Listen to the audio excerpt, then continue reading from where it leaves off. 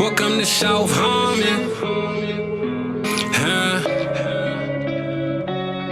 Welcome to South Harmon. Hey, welcome to South Harmon. We glad you here today.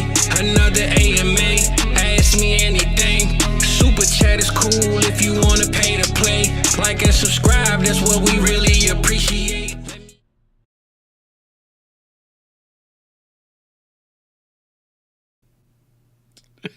I don't know what's going on. We just ran it. It was working fine. Now it's not, apparently. Fuck it. Wednesday night AMA. Fuck it, we ball, baby. We're back. Maybe we're just really fast. You know what? You know what that might have been, Mike? It might have been just AMA tonight is going to be OG days, the shit show. You know, that's kind of what the start of this feels like, anyway. I like we're doing well. We're doing well. We're off to a good foot. Just what up, Tom? coming back, doing it back. What's up, everybody? Got my drink. Let people settle in. They thought they probably had like a minute. You ain't get no minutes. No, sorry guys, you got nothing. You get 10 seconds. Zilch. We starting earlier. We starting earlier, cutting the fucking intro down to 10 seconds. I love it. The one pump chump, you know. Hey, we've all been there. Great production. 10 out of 10 would recommend. This is kind of how I feel. Skeletor's a G. Drinking bleach. What's going on, everybody? DB's in the building. We got Ethan already. Mike, I'll tell you what. Ethan 22, like I think Ethan always comes like a little early and just here. In case Drops him in there. In case you have a little problem with the intro, I got a question for you, ready to rock. You know, just in case. He's fucking betting against us. That's what he's doing. He's betting against us. You know what, Mike? He was doing the process play this whole fucking time, and I just didn't know it. You know? Shit. Yeah, setting us up. Done. He was buying our future first, knowing that we were gonna fail. Preying on our downfall. You know, that's messed up, man. I appreciate you, Ethan. Let's answer his question though, because our downfall came. All right, 12 team, start 9, Superflex PPR, no tight end premium. Oof. Trade Keon in Hollywood, get a 25 first, 110. Wait, for real? That's it? All right, let's go to the next one. Trade Worthy and Jaden Reed. You fucking skipped over it. Nah. That was so bad, I'm skipping it. I mean, is that real? Keon in Hollywood for a 110 to 112? I'm good. What? No. Isn't that, I mean, maybe Keon was more 201 to 203, but like, I didn't know that's how loans work, Mike. You just get the money up front a full year. Before you even get the fucking, he's like he ain't even the intro. He didn't even get 10 seconds. Like I was gonna say, you want to talk about preying on someone's downfall? Like just assuming he's dead. Keon is dead. The second one here though, Worthy and Jaden Reed get Brian Thomas Jr. and Jermaine Burton. Worthy and Brian Thomas Jr. I really feel like they cancel out. To be honest, cancel. I mean, so but Jaden Reed's a country mile ahead of Burton though. So I would say so too. Is there a question in here? Is I guess my question back. Well, there's a question. It's just gotta find it.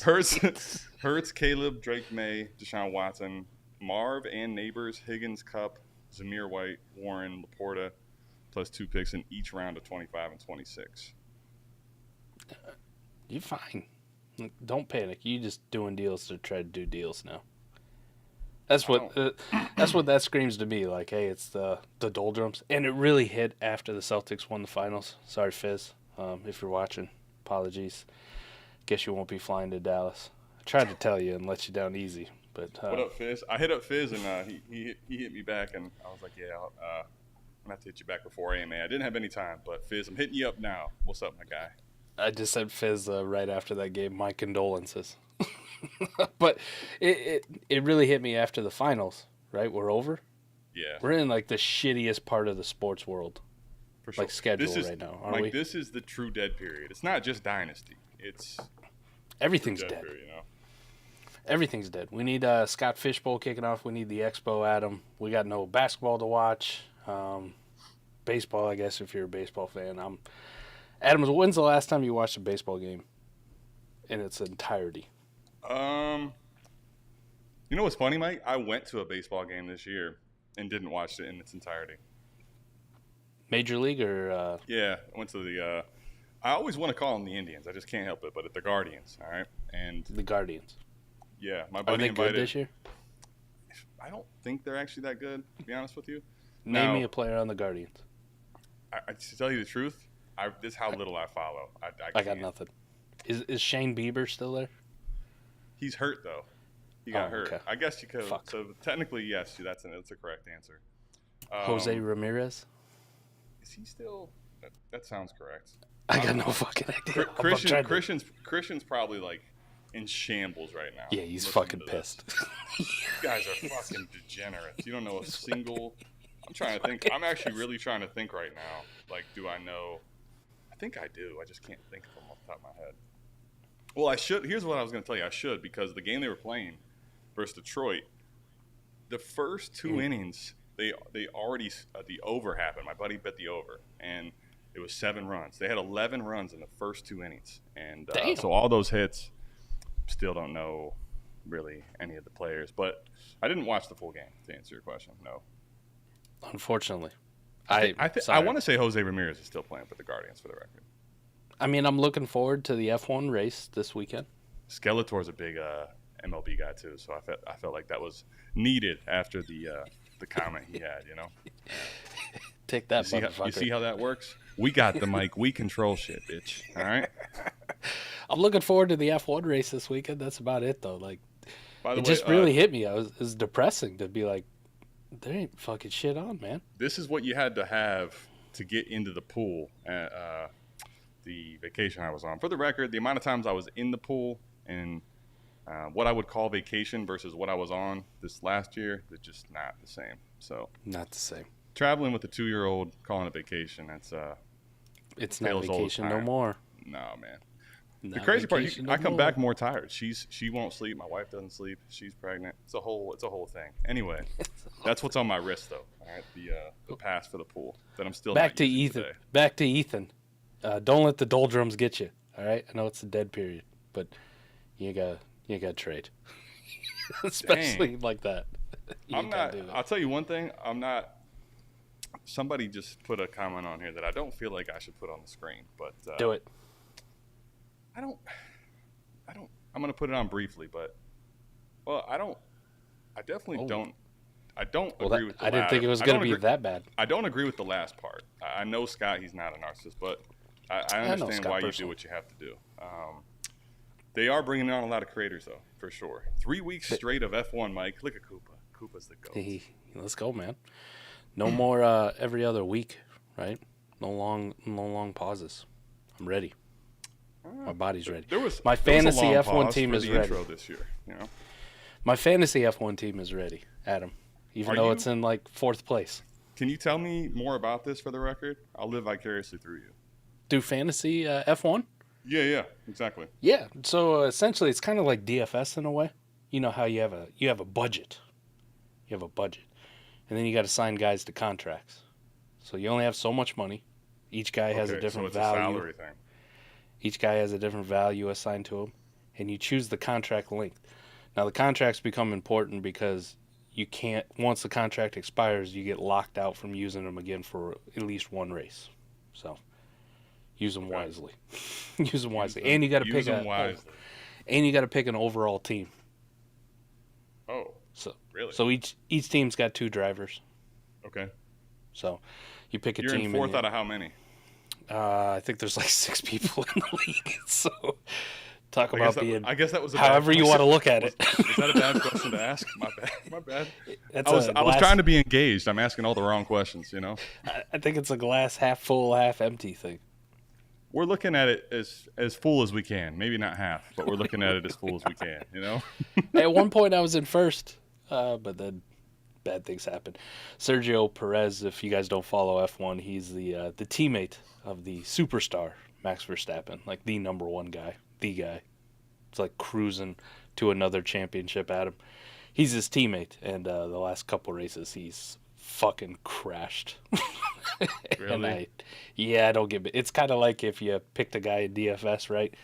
You spent all that money on fucking Justin Jefferson, and then he Don't matter tears if his it was the week ACL. or it was the week he just was a dud, yeah.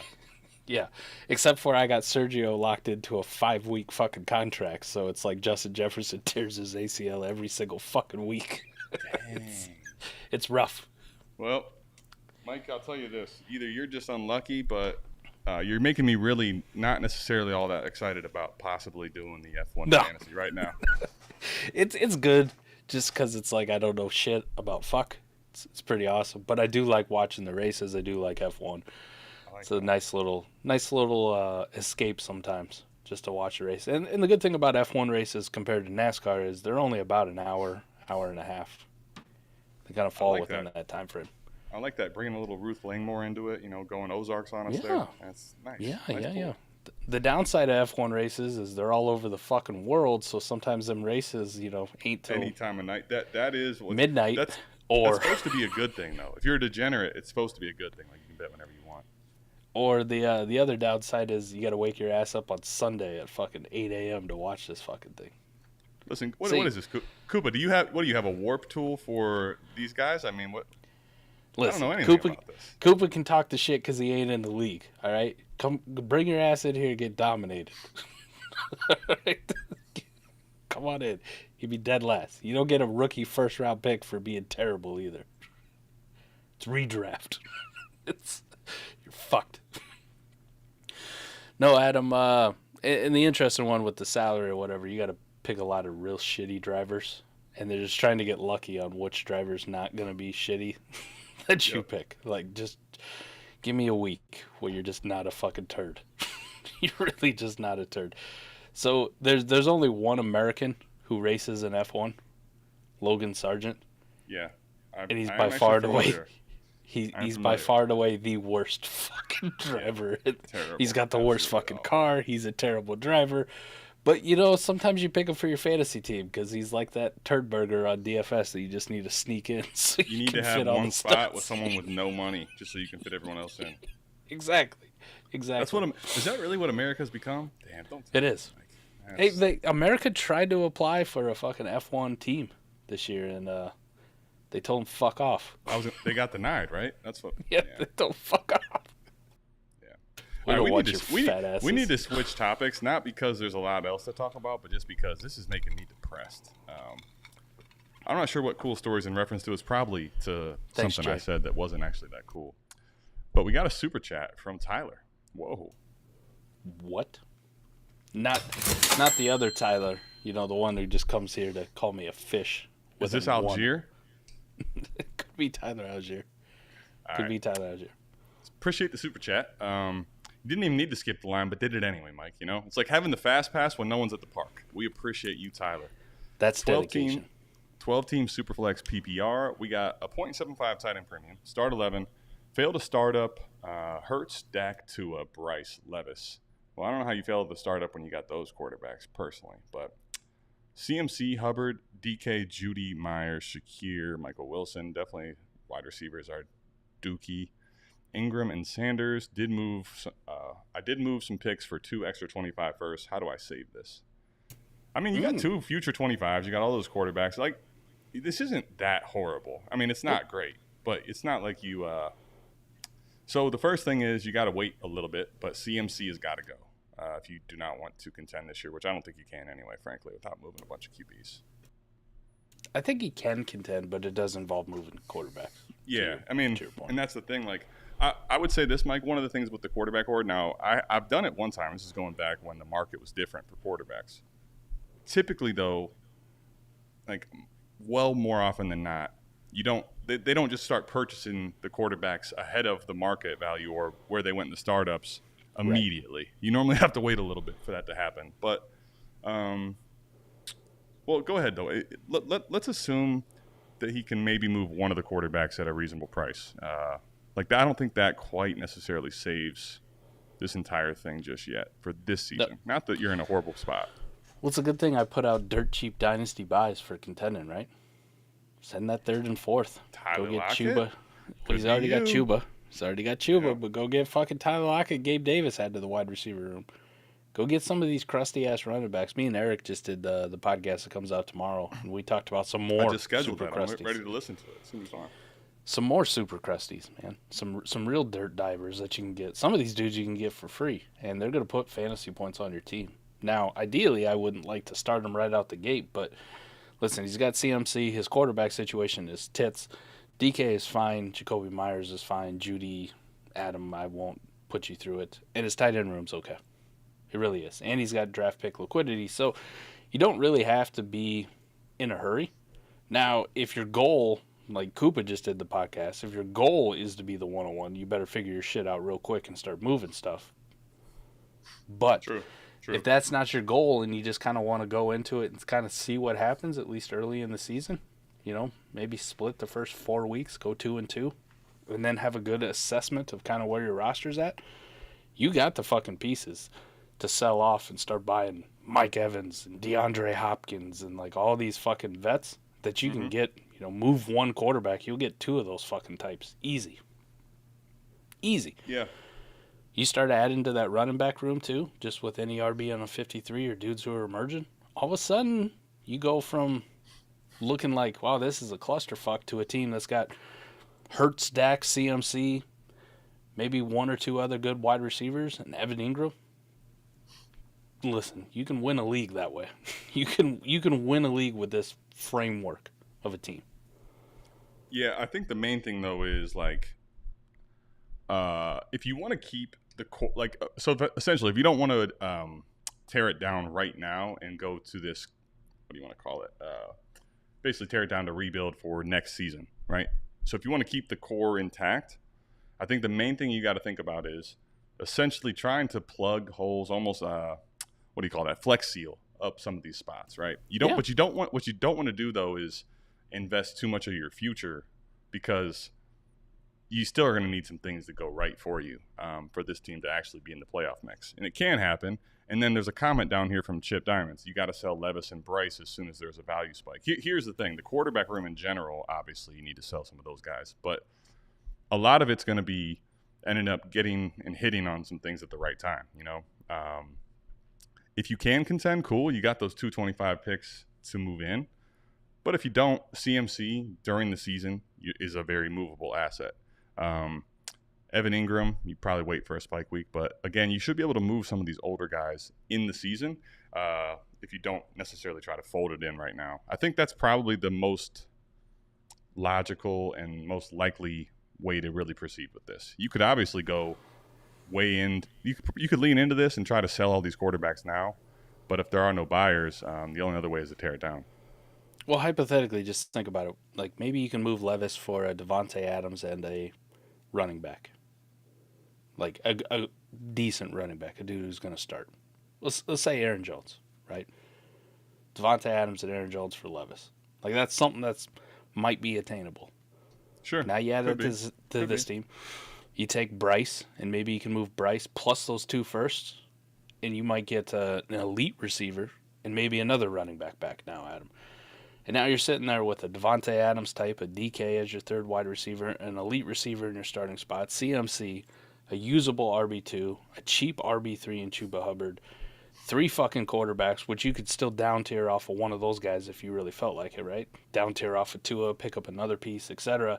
And you still have your 24 first, or your 25 first, your 25 second, your 25 third to play with in season. And now you got a roster that's in like probably better than what most people have. So I know people get antsy because when they come out of a startup, they're like, "Oh, look at this! I gotta set a lineup with this. This looks terrible." This is why I say draft for value and trade for need. Sure. Because at the core of this team's got a fuck ton of value on it.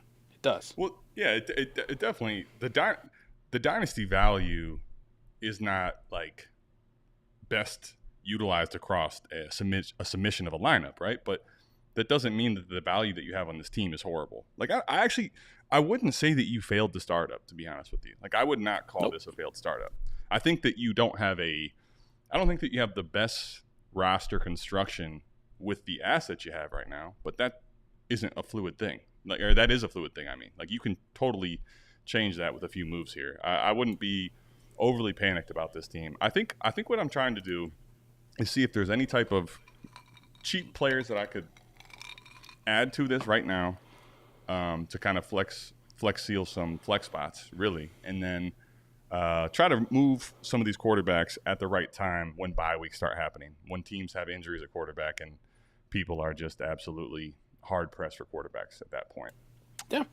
Joey, it's not cheers, bad. fellas. What's up, Joey? What's up, Joey? How you doing, buddy? That's my guy right there, man. I miss being in VCs with him. He's fucked up. Joey's the man. Speaking of Joey, we're going to get you to come to the Expo this year? He better be. You're bandwagoning for everybody but South Harmon if you don't come to the Expo. All right? What the fuck you doing? And for those of you who aren't signed up yet, if you're in the Discord, check the Expo channel. Sign up sheets right there. Do it. Go get up. Get your room locked in. Get ready to eat some dynamite carnitas and whatever the fuck T-Rock House is going to cook up. So I imagine it's going to be pretty good. If it's T-Rock, it's good food.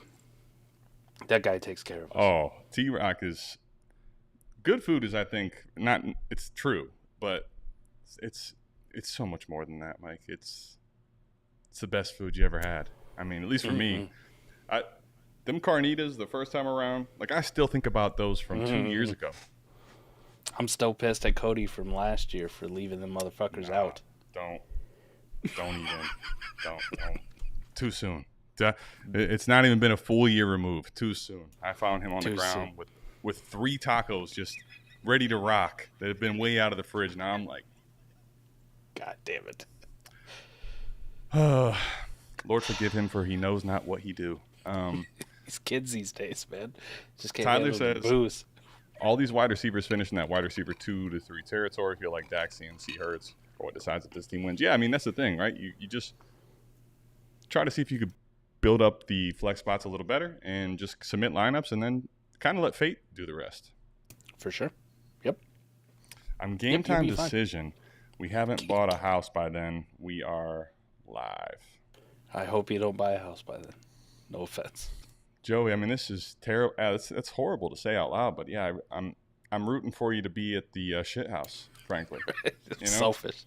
I'm a selfish son of a bitch. Listen, I don't want you to rush and buy a house right now. I want you to take your time. Think about this for a little bit. That's fair. Sleepy Cody. Joseph cheese sticks. If you know, you know. Sleepy Cody. Sleepy Cody. Right. Got a few pictures of him. How do I get out of the middle of the pack with a lot of players who are productive starters but don't have the trade value to tier up? Ridley, Godwin, Ramondre, Devontae, Cup. This is always a good one because people want to trade those mid-tier guys to try to move up.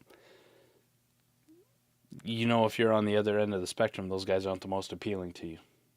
So you got to do the uncomfortable stuff and trade the guys who do have the sex appeal that are on your roster. It really is. I mean, when I do a quarterback horde, when I do anything, Adam, if I decide that I'm going to contend, I'm not fucking offering up Ridley, Godwin, Ramondre, Devontae, Cup, because I know most of my league doesn't give a fuck. They don't want them, right? They're old, they're gross. What I am offering up, my Brian Thomas Jr., my Lad McConkey, my fucking Marvin Harrison, my Jaden Daniels. Speaking of the thumbnail, Jaden Daniels. Like, I'm offering up the sexy assets that everybody's pushing up the Dynasty boards right now. Those are the ones that get you, listen, and it's usually not an up tier. It's usually not an up tier. It's more of a down tier. Usually, like, I'm going to come down in a Dynasty value tier, but I'm picking up a fuck ton in production tier. And that's the game you got to play. That is probably the simplest way to explain Dynasty right there is you got to trade the assets that you don't want to trade. So every time I see something where it's like, here's my do not trade at any cost list or whatever. And I'm like, well, good luck with that. Because that's not how Dynasty works for most people. Which is why you and I always talk about when we're doing trades, right? Like there's not a single person that's on our team that's untouchable. Everybody's got a value. Everybody can keep them moving. I don't give a fuck if you were my brother and a superstar in the NFL. Number one quarterback, whatever. I put your ass on the trade block at all my Dynasty leagues because people want you. Yeah, I mean, now obviously there are certain players which you're going to need to give me more than market value. But to your point, I may set an unreasonable price, but everybody has a price. And if you're willing to hit that threshold, it's there's not a lot of attachment to it. See ya, bye. We'll figure it Keep out it without moving. you. Yep. Yep, 100%. It's a Bill Belichick mentality. Next man up. Next man up. Just don't go All right. too crazy with Bill Belichick and start drafting like weird guards out of like Hofstra or wherever the fuck it No, was. it's a Bill Belichick mentality, but we're not doing the whole. Don't- we're not don't- doing this whole hoodie experience. Nah. Did you see the hoodie experience today? I didn't see today's. I've seen a lot of them recently. What was the hoodie experience today? There's some like Ring doorbell footage of him leaving the house, no shirt on, and the rumor is that house belongs to the 25-year-old former cheerleader that he's dating. Oh, And nice. he's walking out of that with no shirt on, and I'm like, that's my man, Bill. That's my man. That's like, Is it weird? That's like the real life version of you see. I'm sure you've seen some of the stuff on social media, like whether you want to admit it or not. This is what the peak male body looks like. Yes, yeah, yep. I'm that's like, him. that's like him walking out of the house just embracing That's that, him. Whether you want to That's see it or him. not. Like that could be literally a social media post right there, It is so weird that you and I, everybody here, we lived through this Patriots dynasty. And how much we fucking hated them. Isn't it weird that every time somebody leaves the Patriots, like they go on this arc, this character arc of like now all of a sudden we love them. Like I love Tom Brady to death now. Like I think he's fucking hilarious. I love when he talks. Like he just sees so much freer, so much open. When they had that big documentary, the first one, not the Apple one, the first one that came out. Sure, yeah. Listen to him talk about it, you're like, fuck yeah. Like, that's my guy. And now Bill's out here, he's doing fucking roast. He's out here doing commentary. Hey, He's that thing was leaving kind of fucking crazy, man. That roast is kind of like going back a few years, He's leaving 25-year-old badass cheerleaders' houses with no shirt on. Like, my fucking man. I just hope that's the case though, and we don't end up finding out something different because it's a pretty nice story with that version. I like it. That's my truth, and that's what I'm gonna live. That's my truth. This is definitely is a shit show for tonight. All right, so hold on. We got some other questions coming in here, but I had something I wanted to pull up. I think the answer to this though, Dominic, was like especially right now, like Mike, you kind of hit it you gave him some realism, but let me give you the other piece of realism. Even if you wanted to try to do that, like let's say you wanted to move on from the age of these players and get higher up the board, like this is the worst time to do that right now. Yeah. Especially the next 6 weeks. Like this dead period Mike just talked about at the beginning of the show, this is the singular, probably, maybe not singular, but one of the absolute worst times to get off of names like this, right? They're just tired names in the community. So even if you want to try to attempt that, the way to do that would be in season when maybe Cooper Kupp has 2 weeks of, oh shit, is Cooper Kupp back? Like that would be the time to execute it, but not right now. How do you do it? You just can't do it right now. Well, like take Godwin for example. He listed him in here. Godwin is neck and neck with Xavier Legette as far as keep trade cut dynasty value. They are right next to each other. Mm-hmm. If I'm a competing team and I look at that and I go, Jesus fucking Christ, give me Chris Godwin all day, every day of the week. No fucking way would I love Xavier Legette, but this is fucking egregious. Like, what are we doing here? Yeah. But you can take that same principle and use it conversely. Like if you had Xavier Legette on your team, it may not be Chris Godwin because you already have Chris Godwin, but you kind of look around that range and you're like, well, Stephon Diggs ain't too far from Chris Godwin as far as community value goes. Sure. I fucking trade my Xavier Legette for Stephon Diggs. And all of a sudden, now you're pushing yourself out of the middle of the pack because you're putting production on your team. You're not putting hopium, please, wish casting, forecasting. Like, you go to more of that redraft mindset. But it's easily exploitable in Dynasty. You just can't do it with your old, crusty redraft type assets. Speaking of which, is a good pivot to get to the thumbnail, Mike. Quickly, let's talk about the thumbnail. Is it wheels up in DC this year? I know you've been very, like, I feel like this happens a lot when you and I are making content as long as we have now. Like, I'm not the Jaden Daniels guy because that's you.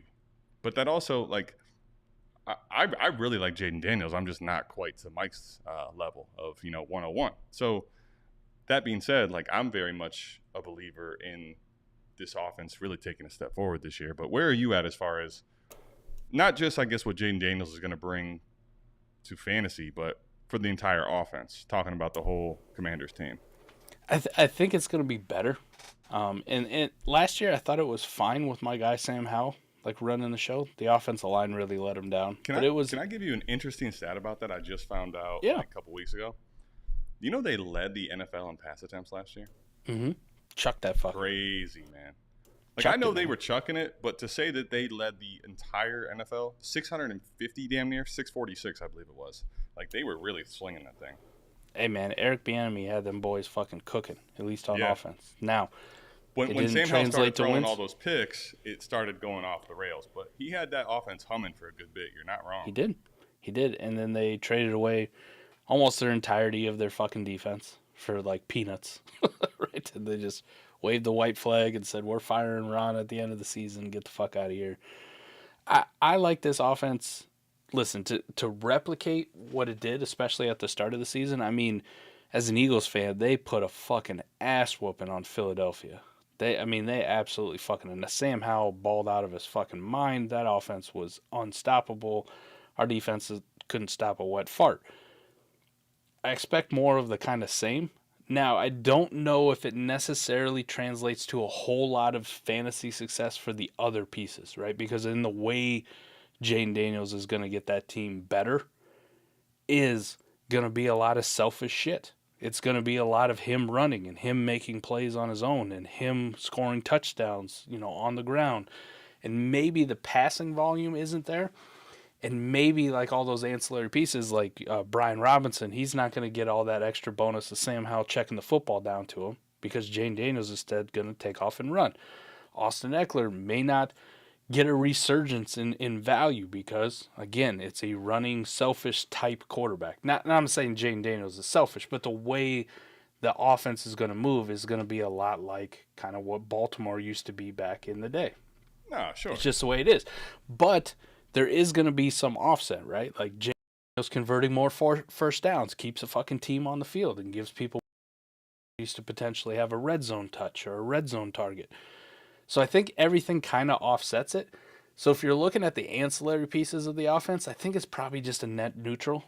Maybe it's a little bit of a boom to a guy like Jahan Dotson. Like maybe Jaden Daniels makes Jahan Dotson kind of his Brian Thomas Jr., his big play guy down the field.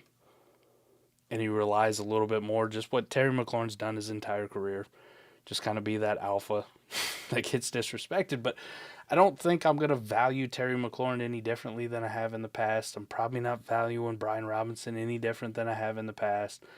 Austin Eckler kind of remains to be seen, like how we want to land on him. But I'm super excited for Jaden Daniels in fantasy just because of what he brings to the game. He's a good passer. He's accurate. He has a good arm. He can make every single throw.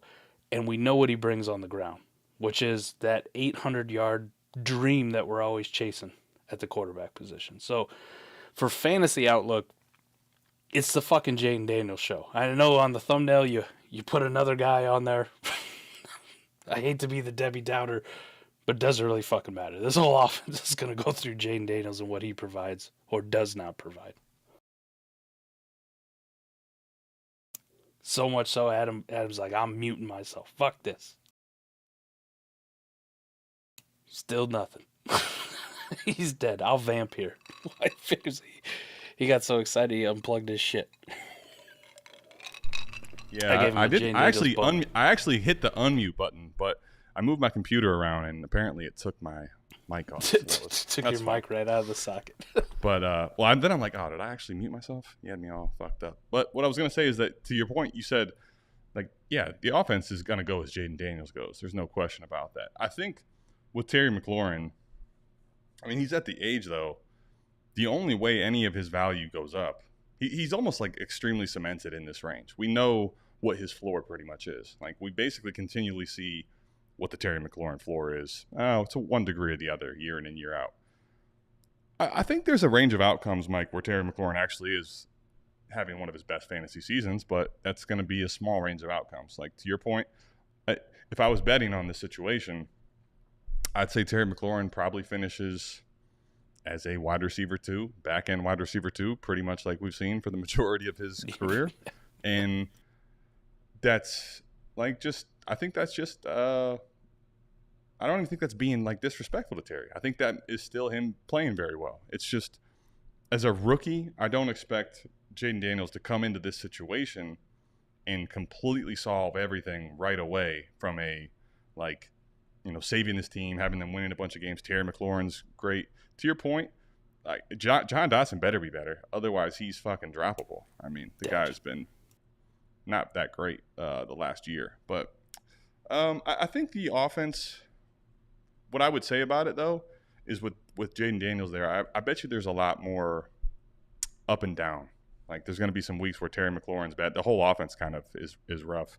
But I bet you when Jaden Daniels is playing really good football, that some of these guys all spike together. So in best ball, I'm still really interested, but his price isn't going to be changing, I don't think, anytime soon. We do get a nice preview, right, to kick off the season, just doing some schedule watching, right? Like, he plays Tampa Bay, which their defense isn't anything like super great. Like, it's not the Tom Brady defense of a couple years ago. Right? That's gone, right? They've lost some pieces. They kind of aged out. Defense. Yeah, now they got a few more question marks, a little bit of rebuilding. The Giants, kind of the same thing. Like, is this defense even good? We don't really know. It's not a tough test. At Cincinnati on Monday Night Football in Week 3, Cincinnati was a weird one because at times they played incredible defense last year, and then at times they just looked lost. They didn't really know what they were doing. And then he gets Arizona. And Arizona, Jaden Daniels, Marvin Harrison, Kyler Murray, like, that could be a fucking fun one. Absolutely. That could be a fun one with those two teams going at it with no doubt. Really not super strong defensive units. So early in the season, I guess we're gonna really have a good barometer of what Jaden Daniels is in the NFL, especially in his rookie year. And it doesn't start out with a juggernaut. Now the middle part of the season, Cleveland, Baltimore, Chicago, Pittsburgh, Philly, Dallas. Like, now it starts to get a little bit like, fuck. But hopefully he's learned some things on the way, right? Like, hopefully he's kind of matured and got his feet under him and didn't get tested super early, and then we get to really see what Jaden Daniels' future outlook looks like as far as an NFL quarterback. So I really do. I'm super, super fucking high on Jaden Daniels. Like, is it a hot take to say that I think he's going to be a QB1 in his rookie year? The Harry Snowman says JD's going to be a young Lamar Jackson. So fucking tell him, Harry. Fucking tell him. The Harry Snowman's coming and saying, listen, Mike, pick your drink back up. Put some hair on your chest. Say it crazy. Jaden Daniels, QB1 2024. Yeah, that a boy. There was a comment I wanted. Damn it. There was a comment I wanted to put up here. I can't actually find it now. So, John Smith had a question. Thoughts on Malik Neighbors? Tried to trade Olave Penix and a 25 third for Neighbors in a 25 seconds. Got rejected. Well, yeah, I mean, Penix? Why is Penix in this? It could be a blessing, right? That's our boy. Could be a blessing that got rejected. I just mean, like, was he trying to send Olave Penix in a third for Neighbors in a second and got rejected on that? Oh, wow. I assume so. Yeah. People don't like Penix as much as we do. I've come to terms with that one, Adam. Well, that's kind of the reason I wanted to, like, make the videos. I remember after draft day, people really hated Penix. You got saved, John. Just be very grateful that everyone likes Malik Neighbors as much as they do, apparently, because that's just, what are we doing? Are you kidding me? You would think Olave and Neighbors for some people are very close, but maybe the person who has Neighbors is watching all of our videos just saying fucking trade away Chris Olave. So could be our bad. I mean, but I think there is a reasonable, break in value between those two. I'm not saying they should even be in the same tier, but Penix? I mean, I just don't understand. Current wide receivers are Deontay, Olave, Zay, Debo, Garrett Wilson, Rome, Brian Thomas Jr., JSN. Stay or offer more? Well, just move. Just get away. Go to a different store. This is not the place to be shopping not this store. at all. Look, your wide receivers are very good. I would still actively see what somebody will pay for Olave, but if the market's not there in your league, you don't have to force it. But his wide receivers, man, I'm so in love with Garrett Wilson this year. It's almost sickening. Like I feel like I should take this fucking jersey of JSN down and put up a Garrett Wilson one. Damn. With like how excited I am for him. Rome, you know my love for Rome. I'm a JSN truther. Brian Thomas Jr., I like him. Debo, we just talked about Debo on a show coming out soon about how much we like Debo, especially considering how much the community fucking hates him. Deontay's always been a love of mine, and Zay, man, Zay could be in line as long as this is Zay Flowers. As long as this is Zay Flowers, could be in line for a big step forward. Really could. It's Zay Flowers.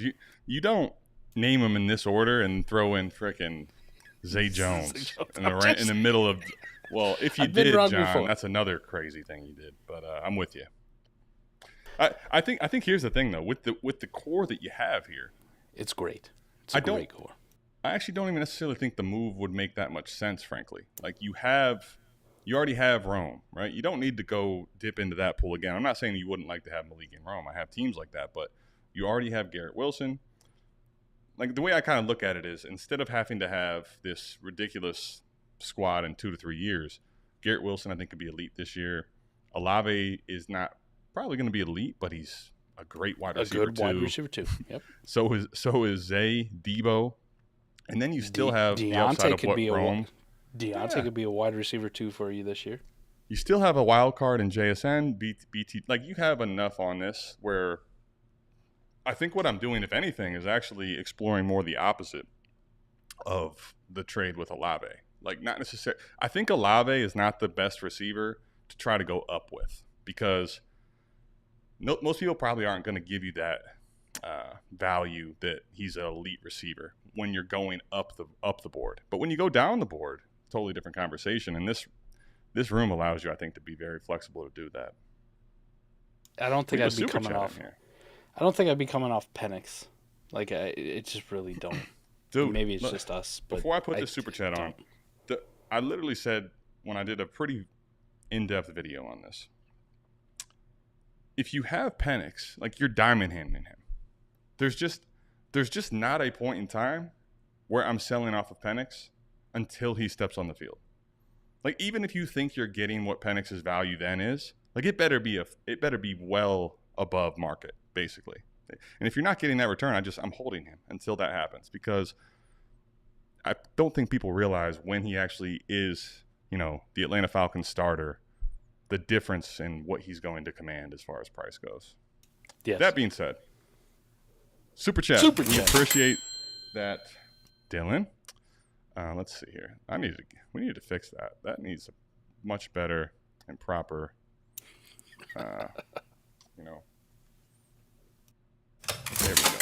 There we go.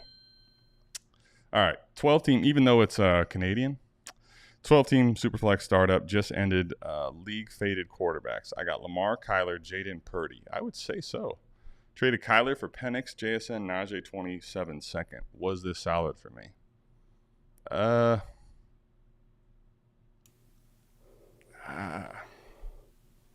all right. How many? He didn't actually tell us how many starters. Right. That actually plays a pretty big factor here, if I'm being honest with you. Like if this is start 9, I wouldn't have done this. No. If this is start 12, I think you still might have sold a little light, but the return is a lot more reasonable in that type of format. If this is best ball? Well, if this is best ball, I'm not even having a conversation. I want all those other assets for sure. I want JSN, Najee, and Penix for sure. I think listen, I like Najee, but like Najee fits a build. Like if I have Najee on my team, it's because I'm competing in 24. Well, really. Yeah. Right? Yeah. Well, he's a running back. Oh, wait a minute. 10 team? Oh. Or start? You mean start 10. He already put 12 teams. 10 starts. Okay. 10 starters. 10 starters. Yeah, I'll be honest. I probably wouldn't have done this. I'll say this. It can absolutely work out. But I just feel like You see what happened in the trade offer that we talked about with John Smith? Actually, pretty good timing on this. People are saying no to that shit. People don't value Penix appropriately. So it's not. I'm not even saying that Penix is not going to get to the value to make this trade worth it down the road. It's just you didn't need to do it right now. Like if you told me you traded Purdy because you leveraged somebody into Penix, JSN, Najee second. We also seem to have a disdain. We have a very big disdain relative to the community on Purdy. But I'm with you there. I would have done that. We'll even take out Purdy to make it Dak. You and I both like Dak too. But like if this was Dak Prescott instead of Kyler. I still would have struggled, but it's different because, to your point, Kyler has, if he plays well, is going to get back to the elite range of value. Kyler's got top 5 overall potential. We've already seen it. Kyler should be right up there right next to Lamar, though he isn't. So if you're looking for pockets of value in a startup or whatever, Kyler is like a cheat code. I just took fucking Kyler in round 1 just to, put my thing on the table and let people know who's boss. By the way, Andrew says he's loving the evolution of your appreciate studio. It. Listen, I had to Andrew, I appreciate you acknowledging my studio that I'm working on over here in New York too. I'm pretty sure he sees that one quite often. Yeah, for sure. No question. I'm just messing with him. Oh, I forgot. I forgot to tell him. Thanks, son.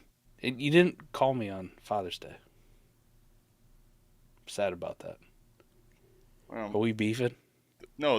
The people here, just everyone that was around for that knows that what you weren't really saying the 14-year-old in a father-son way. It was more in a. I took it differently, but Andrew, we love you, buddy. I'll see you bright and early tomorrow. For the record, we start recording at 8. What was I gonna say here? I had a good thought. Damn it! That threw me for such a loop. It's actually really funny, but I can't remember what I was gonna say now. Oh, you want me to grade it? I don't think it's enough. If this showed up on the trade show on Saturday, I'd be on the other side.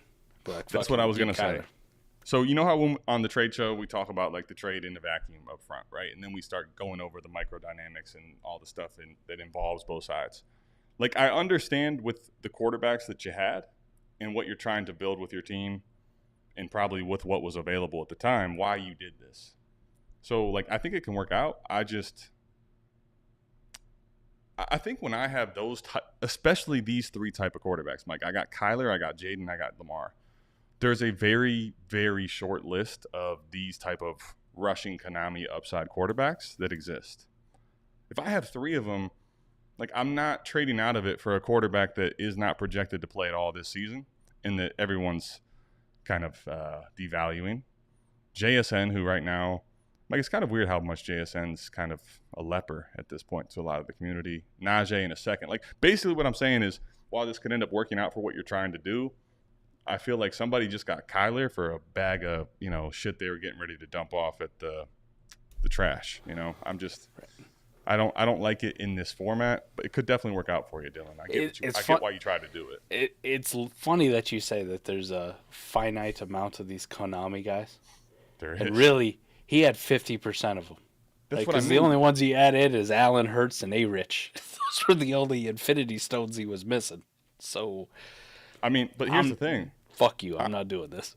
If I'm even now to your point, yes, but like I actually feel like Lamar, Kyler, Jayden, A-Rich, as far as like stupid yardage goes, are the 4. Now, Josh Allen and Jalen Hurts, they can give you a really great solid floor of rushing yards, and then they can break fantasy and break the record, which they both did last year, 15 rushing touchdowns. But to your point, there's 6 rushing cheat code quarterbacks, at least that we know today, and you had 3 of them and now have 2 of them for Penix, JSN, Najee in a second. That's the reason I say I wouldn't have liked to do this at this time. But, this could end up working out for you. I don't know what the rest of your team looks like for the record, too. Yeah. Don't know how that kind of fits into it. Jay's been – I'm not sure if Jay's is if these are shots or what they are, but I love it, to be honest with you. I love it. What is that ball in the middle of the screen? It's like a lit ball. I know. What is this? Bro, that was really weird. I just tried to put a comment on the screen, and it looked like it like broke the screen for a second. I need to get rid of some things here. This is looking insane. We had like a limp ball That was Or actually cum stained. I thought the hairy snowman got us. Like that was the abominable snowman's. That was a hairy snowball. Yeah. Okay. I get by Something that one. I've come to realize is South Harmon is ahead of their time when it comes to player takes, except for Adams running back. Yeah. I mean, for the record, you're not wrong. I was a terrible take. I had a lot of love, and Mike, I tell you one thing. I finally came around on about half of my shares to cut them. I'm like, damn it, man. I saw that this week. It was the worst. It was like the worst feeling. Like I had been basically so convicted against the grain for so long to finally admit defeat. Like We did okay as long as you didn't make the YouTube fucking banner that one year. Other than first year of Devontae making Smith, content- everybody else was our first year of fucking trying to dead. push full-time content, that was where it went awry. When we did the player short series, everybody died. They all died. All died. Dead. Pour one out. Indeed. All right. Let's How see about this here. though? Maybe we were ahead. just ahead of our time, right? Because you had Akers up there wearing 23 in a Rams uniform. Then you had Kyron the following year. He did all right, right? You had DeAndre Swift on there, sucked, but Jahmyr Gibbs, the king that was promised the following year, we did all right there. Yeah, On last the year- Ravens, last year was fine. we had Shoddy B up there. Zay Flowers hit the following year. Yeah, but we didn't do a player short on Zay Flowers. I feel like Zay Flowers Oh, it's might fine. have us to thank, honestly. Listen, like, I'm trying to help. Like, if we jinxed them all, the following year, whoever took their fucking spot, right up the boards, baby, right up the boards. So maybe you do it this year, but let's pick guys we don't like. what? Maybe we just owe a bunch of players apologies. Like, listen, We could I didn't Put realize Brock what I Purdy was on the going to do fucking to banner, your Adam. career. put Brock Purdy on the banner. Come on. No, I refuse because there's no winning there. He gets on our banner, it's already over. We lose. I can't do it. Damn it. Seth, I'll tell you one Thanks, thing, man. Seth Benson, we appreciate you more than you probably know, Is that and true? you apparently appreciate us. 12-team Superflex, 10 starters, PPR, 2 tight end premium, so full point tight end premium. Mahomes and Lawrence, and Nix and Penix. Marv, Rome, Jermaine Burton, McMillan, Baker, B-Rob, Cans. I love Oh, too. Javon Baker. Okay. I love when people just fucking put in their cans. You know, like they just shorten trash cans to just Yeah, yeah. cans. This is my favorite thing this community has done on Super Chats or on questions here within the last like 2 months because I've seen it become more popular and I fucking thank you. Like we just stopped saying trash cans and we just call them cans. Now, Kansas, I think Kansas is actually pretty legendary. I like it. Pitts, Hawk, Musgrave, Likely. Picks 620. Gee, Jesus. how you got Mahomes in half the firsts? Like that just alone ain't supposed to happen. Should I be trying to trade picks and compete this year? I mean, here's the truth. Your league market's probably going to dictate whether that is a yes or a no. But if I'm being honest with you, with this team, like, I'm curious what your thoughts are, Mike. I'll give you mine after you go. Yes. There's one more thing that I would do. And because you got Pitts, I'm going to go ahead and shop Hawkinson around for like what I can get. Look at that, 80 cents on man. the dollar. 40 chess show was what Let's go. got him to get all them picks. But go ahead.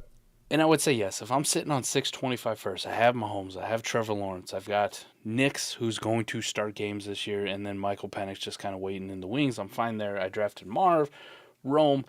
I'm relying a little bit too heavy on rookies, but I want to take those picks. And I'm not going out and I'm not necessarily trying to buy running backs, and I'm probably not putting my own first up. But all these other picks, I'm selling dudes on like, hey, this is going to be an early first. You know, like, could this one, another one, and something else get me fucking Jamar Chase? Can it get me Jefferson? Can it get me Amon-Ra? Can it get me A.J. Brown? Can it get me a stud receiver to put at the top where I'm not relying on Rome or Burton or McMillan to be anything? And I'm starting to push a little bit more in. Like, just a little bit. You don't have to be super aggressive, because if nobody really wants to deal at a price that you think is fair, then fuck it. Like, you guys eat shit. Mahomes ain't going anywhere. Lawrence ain't going anywhere. These receivers ain't going anywhere. I'm fine. You guys all eat ass, and then I'm going to fucking draft 6 dudes in 2025, and fuck y'all. But if you can start to, like, push in just a little bit at a time, dip your toes in the water to start to get some studs on your team, it's a perfect time to do it if the league allows you to, because the 25 class isn't necessarily, at least right now, like looking super great. There's some dudes at the top. There's some wide receivers you and I like, Adam, but quarterbacks like really run Superflex leagues. And if we're only going to end up with maybe one or two quarterbacks in the first round of the NFL draft next year, inevitably the class is kind of going to be okay, fair. So I would at least explore it, but don't feel like. But I would say yes. My advice would be to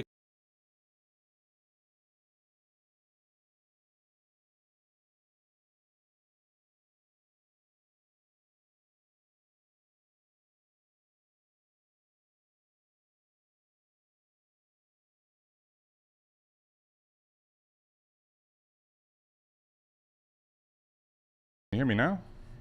Adam's really dead. There you go. Okay, can you hear me there now? He is. All right, I'm back. He's back.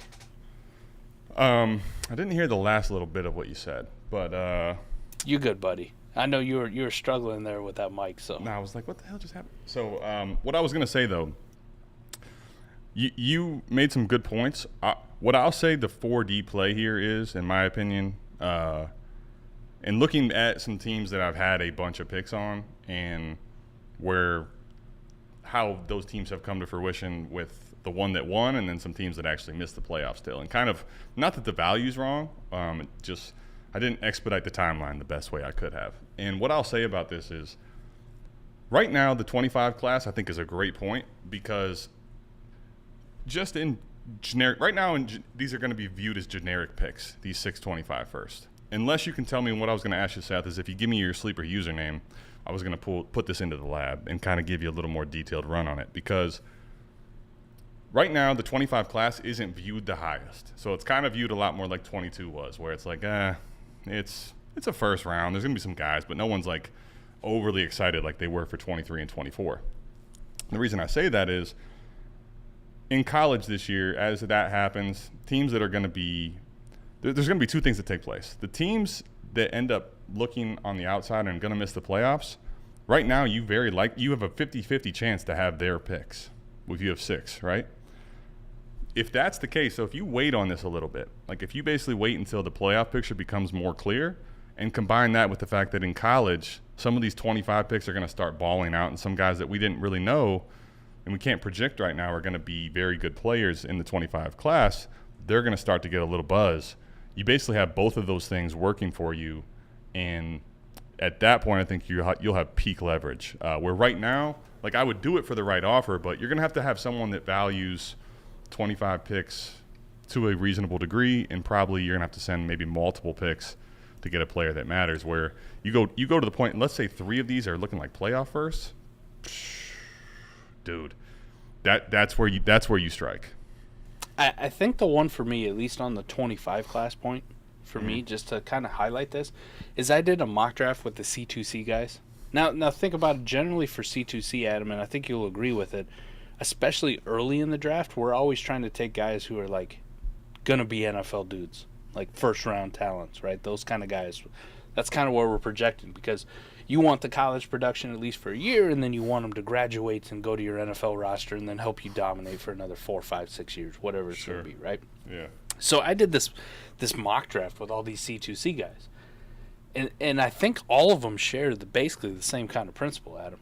And I'm looking at it like potential 25 guys, 25 guys. There wasn't a single one taken with the 101. Jeremiah Smith, who is just now getting to college, right, for your Ohio State Buckeyes, the Ohio State Buckeyes, is the 101 wide receiver. It's not like a quarterback that we're projecting. So it's a fucking wide receiver. Sure. Now, you do got a 25 guy in Luther Burden. You had a 25 guy in Tet McMillan. You had a 25 potential guy in Emeka Buka. And then I took a 25 potential guy in Evan Stewart. Those are all wide receivers. Yeah. No quarterbacks. The 25 first quarterback that could be eligible for this upcoming draft, that could be there, Carson Beck goes at the 10th pick of a college startup. Sure. The next guy off the board, like in the 25 class, Ashton Jeanty, Quinshawn Judkins, Ollie Gordon. Those are running backs. Where we're at in Dynasty now and how we value running backs, does that make you feel real good about the 25 class? It does not for me. They take them in college because they score a shit ton of points in college, right? We don't have to worry about this. They're not fucking replacing them with some free agent or some undrafted dude. Like, they don't give a shit. The next quarterback, like, was me, and this is where it, like, really hit me that maybe my Dynasty part, I need to let go of some of that shit and really start focusing on the college part and what they're scoring there, was Shedeur Sanders. But that's me projecting that Shedeur is going to be a first-round pick next year. Which I think if you talk to anybody, they're going to be fucking 50-50 split on whether or not he's even a first-round NFL talent or not. So this 25 class is especially showing up just in like C2C mocks and just kind of how people view it right now is kind of making you flaccid, especially after what we just came off of with the 2024 being so goddamn good.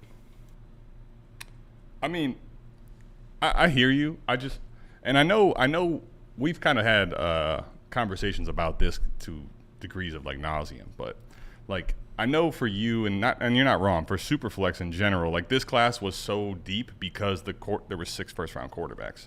I think the quarterbacks though currently as the landscape's constructed makes the class deeper or better as a whole, but like you just look right now, 5 of the top 11 assets on Keep Trade Cut are receivers, and right or wrong, the dynasty value is like it's just wide receiver crazed. People are valuing wide receivers that barely got first-round draft capital or got second-round draft capital, Mike. Like they're going to come out and just feast right away, and they're going to be great receivers for 10 years. Like that. So I guess the 25 class I think is going to have hidden value because, to your point, like Luther Burden and Tet McMillan to me, these guys are these are 2 players that could, in my opinion, be top 3-4 round startup picks pretty easy, and maybe even higher depending on like how they progress this season. You talking about Ibuka? There's enough receiver depth for this class to have enough value on the early first, and that's kind of what I'm saying. At that point, you can leverage, I think, a handful of these 625 first in the future. To your point, though, the quarterbacks in Superflex are down in general, especially once you get to the mid-level. And to me, that's the thing about this class that's dangerous. Right now, we think at best they're middling quarterbacks for what they're going to offer fantasy-wise. So that's really just not where the 25 class, unless someone comes out of left field this year, probably is going to have its value. And to your point, and you're correct, that's why this class is not going to be perceived as some elite, ridiculous class. It doesn't have the quarterback talent. That's fair. I mean, at least with Luther Burden and Tet McMillan, you can kind of do the whole Marvin Harrison, Malik Neighbors kind of approach, not right? to that degree, but similarly, very good talents. Both guys who had fantastic sophomore seasons, both of them in their own respect. And I do think Luther's special for sure. I think Evan might be up in there too. Tet, to your point, though, is going to be an interesting one because that's kind of like it's a Drake London archetype, which a lot of people now look at and they go like, ooh, I don't know. Right? You get the heebie-jeebies with it. It's cool. It's so I think there's more to Tet than I'm not even – Drake London's good in his own right. But, that N'Keal Harry, like, do you want to throw that shitty-ass name out there? Right? Like that contested catch kind of guy.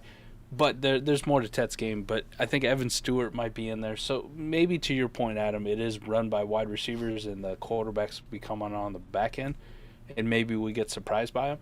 Yeah. The problem that scares me, at least with the 25 class, is when I look at it, it is fucking loaded at running back. But it is the one position in Dynasty where everybody almost universally looks at it and goes, ugh, fucking running back? Fuck you, I don't care. Don't give a shit at all. Right? If you told me the trade-off from 24 is going to be we're not going to have nearly as many quarterbacks, if any quarterbacks drafted high, so we lose that, and then it's like, oh, well, you get all the running backs. All that does is make it more mid. At best, it makes it more mid than anything. You're like, well, who cares? I know the rookie 24s, like they're pushed up because of the wide receivers, right? Like there's really good wide receivers at the top. But the sweet thing at least about at least quarterbacks is it made it interesting because it pushed those fringe profile wide receivers into the second round. Yeah, it pushed a running back who had a great season who got drafted in the second round of the NFL draft. Also, before you jump on me, too, because I've seen these fucking comments. There was a time fucking Jonathan Brooks was the 205, all right? I'm not fucking crazy. I seen this, okay? What do you mean time? Pushed... I watched Nick trade up to the 207 to get him. It fucking killed me. It killed me. These fucking people who say it like, you know what's crazy? Happened. It's one of those things like 4D. I had made so many trades in that league. I had the 202, the 206, and like the 208, right? And I ended up trading all of them to get closer to the first. And this is before we knew all the 6 quarterbacks were going to go. But I'm still like, oh, this is awesome. Like, I get to get all. If I would have known that any of those seconds were going to be Jonathan Brooks, I'd have. Come on, man. Are you kidding me? Like, those picks all were passed on Jonathan Brooks. Just insane. I don't still know why he goes this late. But I did see it in the chat. To someone's point, at least with the 24 class. At this time in the 24 class, what do we know? Caleb Williams was good. We knew Drake May was Williams was outrageously highly touted. Yeah. We knew Drake May was good. We knew Marv was good. We pretty much knew Rome and Malik were good. And we knew Malik Brock for Bowers. sure. I think we knew Rome was good, but I don't think the community really – I feel like the community came around on Rome late, right or wrong. But right. But then, I mean, Jaden Daniels, I mean, holy shit, right? Yeah, well, there was a big speaking of Campus Canada guys, I remember this time last year, somebody was arguing with him about Rome Odunze being the best wide receiver in the country, and like that went like public and viral, and I was even on the side of like, comparing him to Marv, you're fucking crazy, and then now here we are, and I'm like, that dude wasn't so fucking crazy. He wasn't so crazy. So yes, Rome wasn't thought of that highly, but I thought he was still good, just not Marvin Harrison good. But the rest of the guys, right? Not a lot of people had Penix as a first rounder. Nobody really thought about J.J. McCarthy too much. Nobody thought about Bo Nix. Brian Thomas Jr. exploded on the scene last year. I will say Xavier Worthy was at least in the conversation, like we kind of knew because of the freshman breakout. Ladd, though, was off the fucking radar. Keon Coleman was off the fucking radar. Right? Xavier Legette, Ricky Pearsall, none of these dudes were like in conversations for being good picks. Well, yeah, a lot of those latter ones you named, I think to that point, like that's just part of the beauty of draft pick value in general, is there's a lot of those type players every year that are late bloomers, you know. Travian Henderson was supposed to be our RB1, right? Rocket Sanders was supposed to be, right up there as RB2, Right. Well, the thing is, though, like someone put Neighbors wasn't Neighbors. Now, here's the reality. What we're talking about with the receivers right now, if Burden and Tet go out there and absolutely tear shit up this year, they won't be what we view Burden and Tet as a year from now. Like, that's just part of the reality.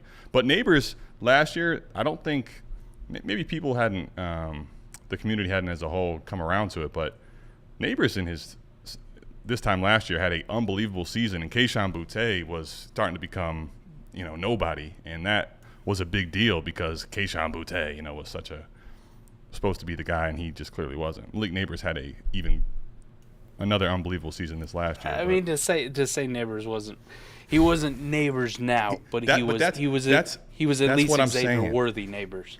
But that's what I'm saying is, like, right now, what we think of Luther Burden and Tet, if they go out there and destroy it this year, those guys won't be what we think of Burden and Tet today. That's just the way it goes in college production. If you go out there and kill it in your junior year, you're going to be viewed as a totally different animal, right? But what if they go out there and they Troy Franklin it? Well, of course it goes both ways. My point is, though, right. Like the picture isn't complete after this year. I don't even know what I mean by saying Troy Franklin, because it's not like Troy Franklin had a bad fucking year in college. He had a great fucking year in college. No, what happened with Troy Franklin was the combine and the fact that the NFL said, "Nah, you just ain't him." Except for Denver's like, "All right, we can cheaply attach him to Bo. Let's see what happens." Yeah, Neighbors only had 1,000 yards as a sophomore in the SEC.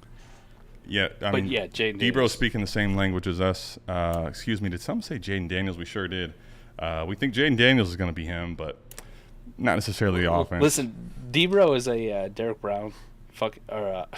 Jesus Christ. This is what I also love this avatar without the hat. Go ahead.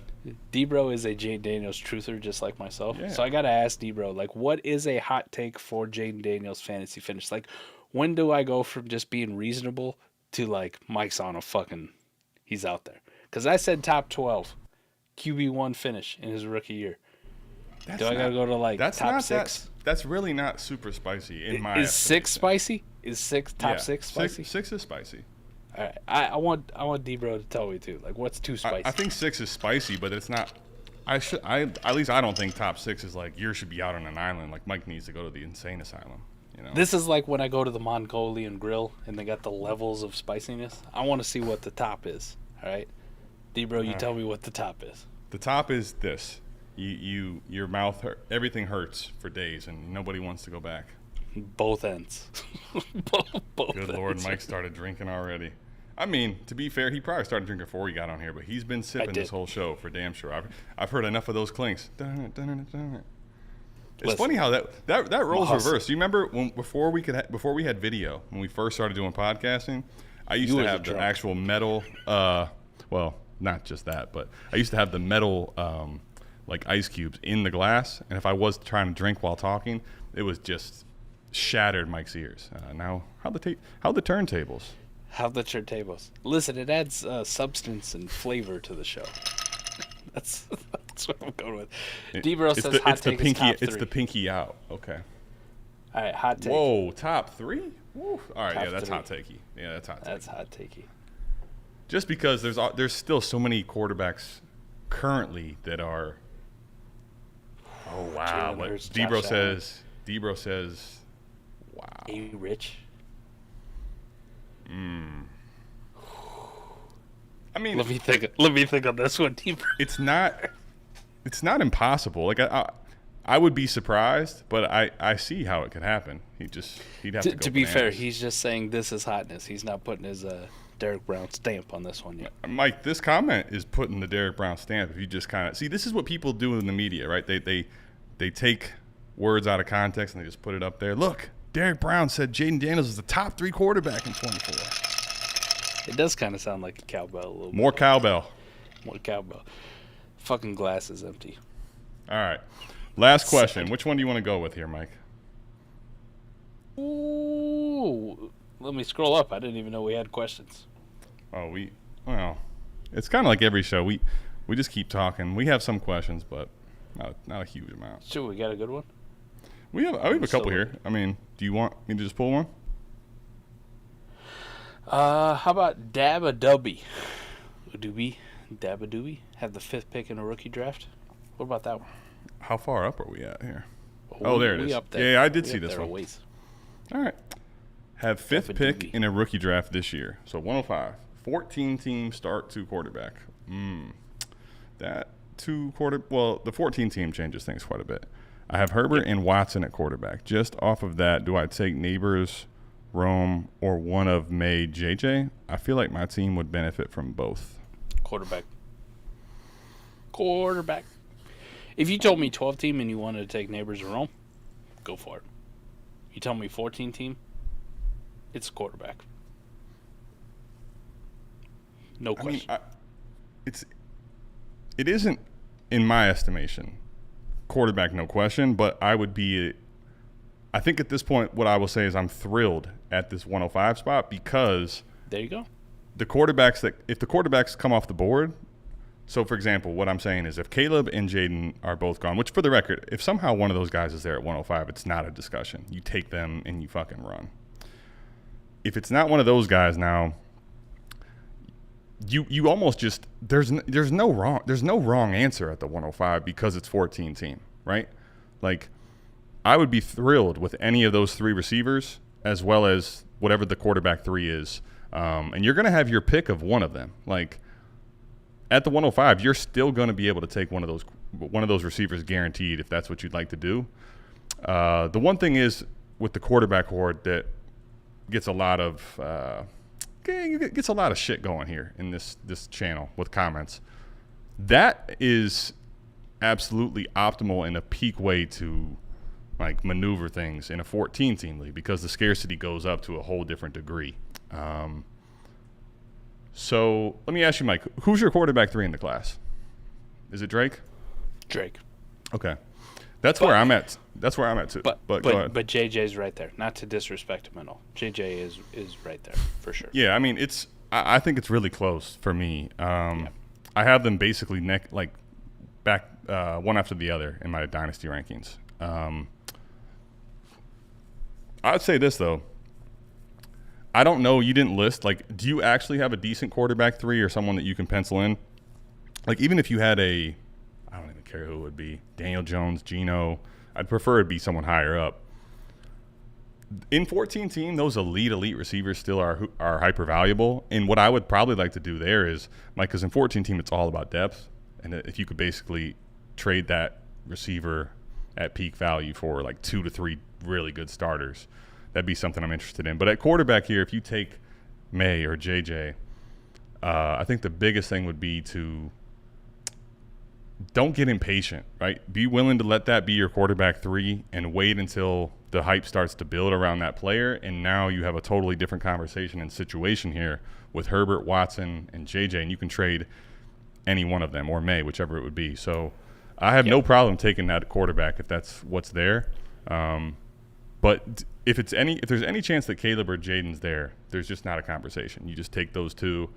Marv's not going to make it to you. So then after that, it's a conversation and picking your flavor between Marv, Rome, and then whatever quarterbacks of these 2 are gone. Now, here's the beauty of this, though. In 14 teams, sometimes you'll see, like, there's a realistic chance that May isn't actually there for you at the 105. And now you have, like, you know, your pick still of Malik and Rome, or do you want to get JJ or May? If both of these quarterbacks are gone, Mike, that means that Marv's there for you. So that's not going to happen either. You have so many good options at your disposal. I love this situation here. You're in a good spot. You're in a good spot. Me personally, I'm always going to lean the quarterback, especially because of 14 team. Yeah, I get you. But it's a conversation. You're in a great spot, though. You don't really have to sweat it too much. Just do what you feel is best. You really can't go wrong. Which brings my next question. Would you, before we get out of here, would you trade back here? And if you would, like, to where? What are you looking to net? What's your comfortability with that type of a move? Maybe to the 110. Like if I can land a Penix and net it like a future first or something like that. If somebody really wanted to trade up, I think that'd be worthwhile. Yeah, I think that's the thing, especially if you're going to take a quarterback here, right? So if you're planning to take May or JJ, or as the board shakes out, it's going to be that. I'd probably be willing and honestly pretty available if someone 108, 109, 107, 110 coming up and like, hey, especially if you could tack on a first, that would be a smash because there's still enough quarterbacks in this class that you could get one at the 109, 110. D-Bro did have a question though, and it's kind of like a super chat. So really, we can't. Yeah. Okay, where's the question? Why do people hate Luke McCaffrey? I thought that was I know it's Luke. I know it is Luke McCaffrey, but LMC, Leeds McRae College, where I went to school. Leeds McRae College. Let's go stand up. Also, on top of this, why do people still have faith? The Bobcats, pretty generic. Probably like the most overutilized mascot and name out there. The Bobcats. The Eagles is pretty. That's fair. I feel like the Bobcats, at least for college, is like how many teams are named Bobcats? We should actually. Or the Hawks. Well, like, what is the most overused mascot? That's actually that's like a trivia question. I like that. Why do people still have faith in Jahan Dotson? I mean, earlier in the show, Mike and I we didn't go as ham as we have in the past, but I tried to dismantle him pretty good. I said if he doesn't do something this year, he's droppable. Mike, why do people hate Luke McCaffrey? What's your take on that? Because he's No, I was about to spit out my drink.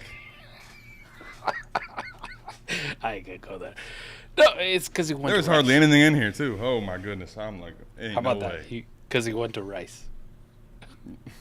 Now you capping. No, you can't start saying that and then not say it and then act like everyone didn't hear it. I think Luke McCaffrey is good, and I like him a lot. Now there is some question marks, right? Curtis Samuel role is well within his range. Easily. Like, he just steps into that. And you can see it. You can see it in what he does and what Curtis Samuel used to do, and you're like, boom, 1 for 1. Now, however, if that is your only projection with him, what we talked about earlier with Jaden Daniels, not necessarily the most friendly archetype of quarterback for all of your receivers, especially in your rookie year when, listen, his default is going to be fucking run and not look for Luke McCaffrey on a crosser. Like, that is kind of his thing. So I do understand some of the concerns. I think it's a little overblown though. Like Luke McCaffrey should probably be going higher than where he is, and the the Jahan Dotson thing. Listen, I think somebody. This is why I say. You see, this is the show. When I say we have one question left, and then Mike wants to go to that at the after hours. This is where we get in trouble, you know. But keep going. This is why I do the show with Fizzle on Fridays. Good night. Fizzle doesn't put any constraints on me. Like, believe it or not, I'm listening. Keep going. Fizzle told me I'm invited to the cookout, so I'm good. It's like a card. I got the membership card. How you act at the cookout, especially the first time, Mike, it's a big deal. So be careful. I'll be all right. Trust me. Been to a few. One thing I can't do on that is just trust you. Absolutely not. Yeah, but the Jahan Dotson thing, somebody did put it in the chat. It's simple as this, right? Adam, you and I love Jahan Dotson coming out. We thought he was underrated. Last year was terrible. It was god awful. And for the record, I was looking back. Matt Harmon's perception. Jahan Dotson's still really high up there. Somebody put it in the chat, right? Like, I was ready to jump off the fucking Jahan Dotson train, and then Matt Harmon just said the one thing, like, I still believe in Jahan Dotson. I was like, fuck. All right, Matt. Me too. Me too. Fizzle had to save me in this C2C startup, right? Because we're co-managing it. And I ranked, like, I just went and put a bunch of dudes in the queue, and then I ranked them. And I was like, Fizz, check it out. You know, if you disagree with anything, just move it up. And he was like, yeah, Playboy. Jahan Dotson, a little too high. So I had to move him down. And I was like, all right, fair enough.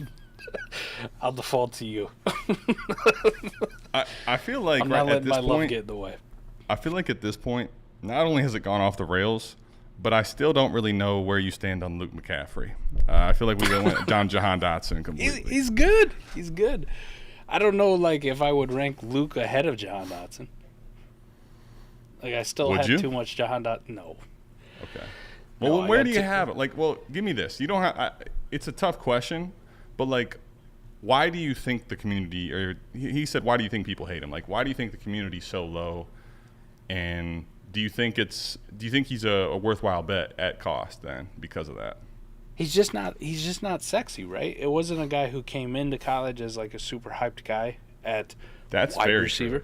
True. Yep. He came in as a fucking quarterback, man. And they tried him at quarterback, and he can't play quarterback for shit. He was actually fucking terrible. And then he goes to a school where most people can't even name where the fuck Rice is, to be completely honest. Do you know what it is? Where Rice is? It's in Texas. Well, it is in Texas, but do you know what it is? What Rice is? No. Yeah. It's a good food. I like fried.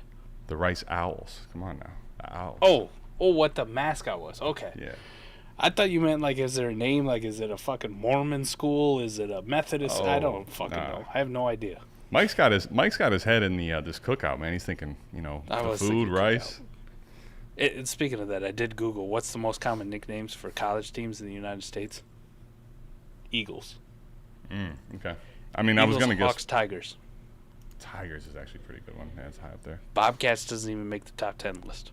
I think D-Bro's right. Like, people don't know enough about the way he played, where he played, Rice. They didn't hear much about him beforehand. It's just like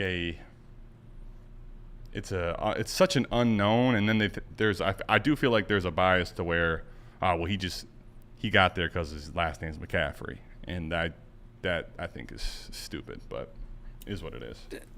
He's got talent. He's athletic. He's technically more athletic than his brother. If you want to go off NFL Combine, go check out Player Profilers. Like they do a very good job of giving you a visual of the Combine results and all that. His workout he's very athletic, actually. He's very athletic, right? Like he's almost on that Curtis Samuel trajectory, and I think the 1-for-1 replacement is fine for him. People don't like him because he went to Rice, and nobody knows where the fuck Rice is. They don't know what the mascot is, Adam. They don't know. They couldn't name you another fucking player that went to Rice. There's also a people like to see the early production, right? And to your point about the whole position change and stuff, he didn't do anything production-wise, I think, until his junior season or something. He didn't really do any, like, literally no stats, I think, for his first season. Yeah, I mean, seasons. he's a fucking positional convert. Like, he doesn't... Right, but that that context doesn't. People like to look and just stat. They like the box score. You know, they don't. That doesn't speak to the box score, or it's not in the box score. To your point, that's a context thing that people probably don't understand either. It's a lot of the same thing, like reasons why I like Xavier Legette more than a lot of people. I know the profile's scary. His 5th-year breakout was fucking phenomenal. And then people are like, why did it take so fucking long for this athletic freak to break out? Well, this is a guy who ran the fucking triple option in high school. Like, he didn't catch footballs. He had to learn how to catch footballs, and he had to learn how to catch footballs at a fucking SEC school with shit tons of talent around him. So, yeah, maybe it did take him a little bit fucking longer. And same thing for McCaffrey, except for the SEC school. Instead, it's fucking Rice. But this is a guy who tried to be quarterback for a few years. Didn't work out for him. Sure. Now he's learning how to play wide receiver. I think there are a lot of things at play here. But this is what I said. I think, Mike, you agree too. Just like people, I think, have this. I think there's an attachment that he did actually this. He got into round 3 and he's got drafted. He's that because of his last name, that's absolutely. I just don't think there's any truth to that, because you got like what about Frank Gore Jr. and Brendan Rice? Why didn't they get drafted in round 3? Like, it's just, that's garbage. Get that out of here. Yeah. Get that out of here. I mean, there's some guys ranked ahead of him on Keep Trade Cut where I'm like, what the fuck are we doing? Like, why is Malachi Corley ranked ahead of Luke McCaffrey? Like, why? Tell me why. I can't. You know I can't. Him and Luke McCaffrey do the same shit, except for Luke McCaffrey knows how to, go past like 4 yards, get a target. Right? He can do some shit downfield. Malachi Corley has yet to see like what a route is past 5 yards. He doesn't know what that really means. Yeah. He's confused. It's too far downfield. What's up, Seth? Seth is back with a super chat. We're getting ready to get out of here. This was all during a startup draft. People just drafted their guys and aren't budging to let me tear up so far. Okay, I'll tell you what, Seth. I am going to plug this in, and we will get back to you. I'll get back to you. I don't know if you're on Twitter. How can I reach you? Because I got to get off here. Just DM him on Twitter, Seth. There you go, Seth. DM me on Twitter. ATM4Chess. Adam Nightcap super chat. I love it. Like that. By the way, sleep in New York. Another super chat from Seth. Seth, we appreciate you being here. As Fizzle says, we appreciate y'all are here today, man. Also, somehow, Fizzle's too nice to you, man. Mike got a cookout pass for sure. That's my guy, man. We're like best fucking friends, man. We're running teams together. We're doing shows together. Fizzle's my guy too. To death. He's the man. But I had to earn my stripes at the cookout, and Mike just gets a free pass. It's just. I'm fucking telling you, I used to live in Memphis, man. I've been to a few cookouts. God damn it. Mike will roll up with mayo and Hawaiian rolls. This I believe. No, I'm pulling up with fucking collard greens. We love y'all. We'll see you back here, same time. I won't be here in the same place, but the same place. YouTube, we're out of this thing. Peace. Love y'all.